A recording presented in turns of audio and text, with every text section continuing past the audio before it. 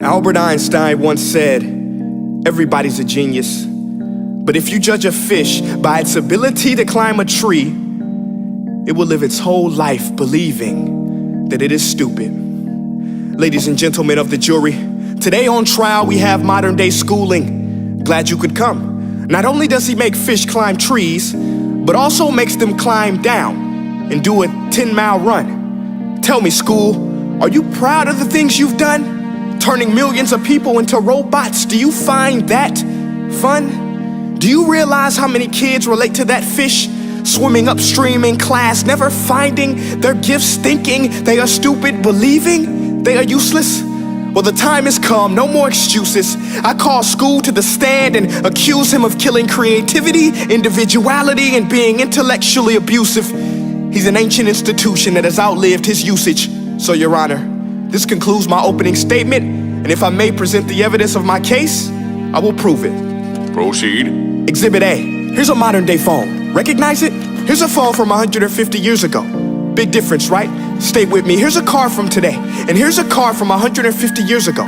Big difference, right? Well, get this. Here's a classroom of today, and here's a class we used 150 years ago. Now ain't that a shame? In literally more than a century, nothing has changed.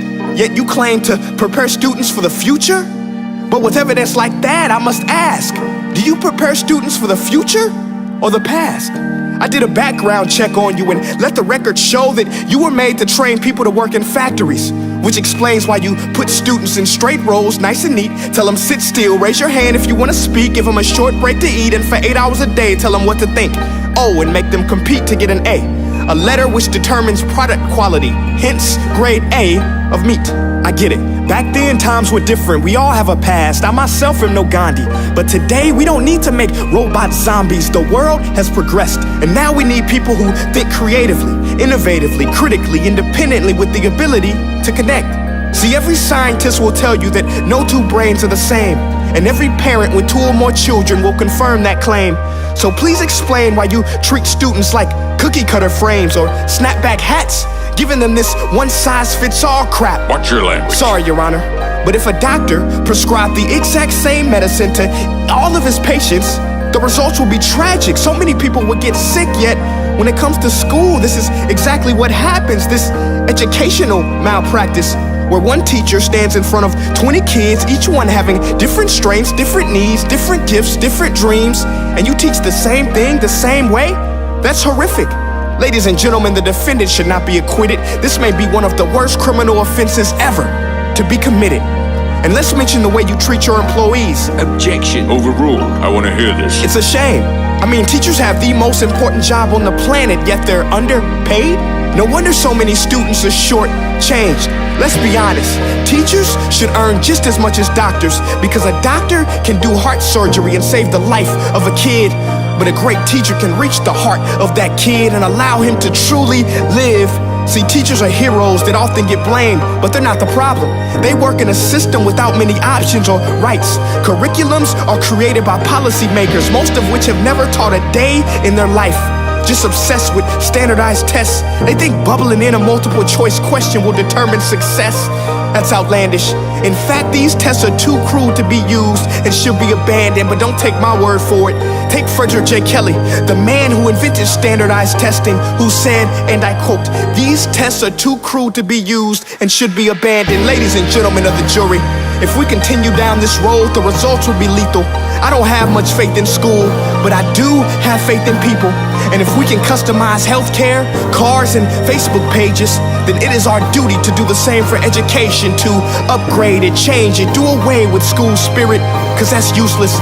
Unless we're working to bring the spirit out of each and every student, that should be our task.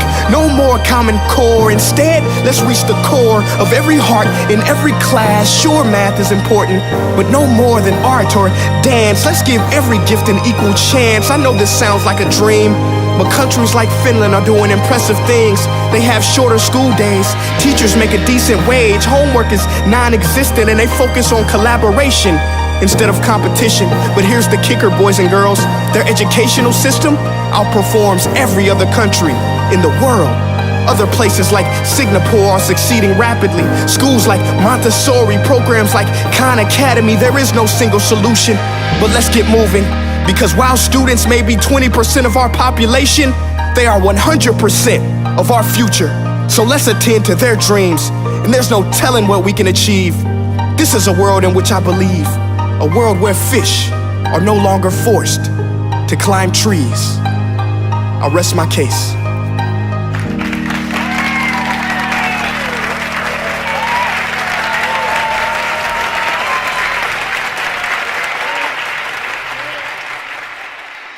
Hey guys, my name is Prince EA, and I want to say thank you so much for watching my video. But now, I want to know what you think.